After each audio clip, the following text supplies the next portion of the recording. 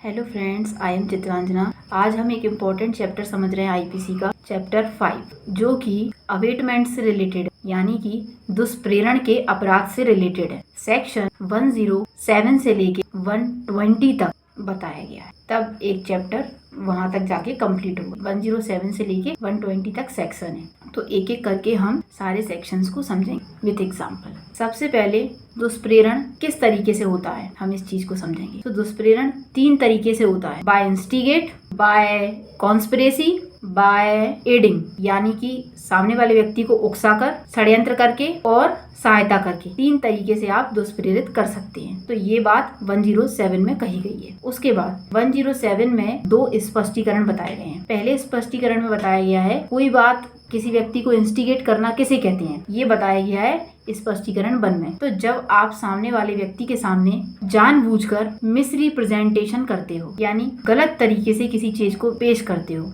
और जो तात्विक तथ्य हैं, जो फैक्ट हैं, जिन्हें प्रकट करना चाहिए, आप उनका कंसीलमेंट करते हो, यानी आप उन्हें छुपाते हो जानबूझकर, जबकि आप उन्हें प्रकट करने के लिए बाउंड हो। आपको बताना चाहिए कि ये सही तथ्य हैं, लेकिन आप जानबूझकर उनको छुपाते हो। और ये सब आप वॉलंटरली करते हो, यानी स्वेच्छा से ऐसा करते हो और ऐसा करने का प्रयत्न करते हो। तो आप सामने वाले व्यक्ति को इंस्टिगेट करते हो, यानी उसको उकसाते हो, ऐसा कहा जाता है। अब ये कैसे होगा, हम एग्जाम्पल से समझ रहे हैं। एक व्यक्ति है रामलाल, दूसरा व्यक्ति है श्यामलाल। पुलिस रामलाल को पकड़ने आई। श्यामलाल ने क्या किया, सामने रामू खड़ा था, पुलिस को बोल दिया कि ये रामू है ना, यही है रामलाल, कि रामलाल तो कोई दूसरा व्यक्ति है। तो उसने पुलिस के सामने गलत रिप्रेजेंट किया ना, और जो तथ्य उसे प्रकट करने चाहिए थे उसने उनको छुपाया ना। पुलिस रामू को पकड़ के ले गई, ये समझ के कि वो रामलाल है, जबकि वो तो रामू था। तो श्यामलाल ने रामलाल को छुपाने के लिए रामू को पकड़वा दिया। तो उसने लोक सेवक को, जो पुलिस ऑफिसर था, उसको इंस्टिगेट किया, दुष्प्रेरित किया, जिससे उसने गलत कार्य कर दिया, जबकि उसे इस बात की जानकारी नहीं थी। ये तो हो गया इसका एग्जाम्पल। उसके बाद जो सेकंड स्पष्टीकरण है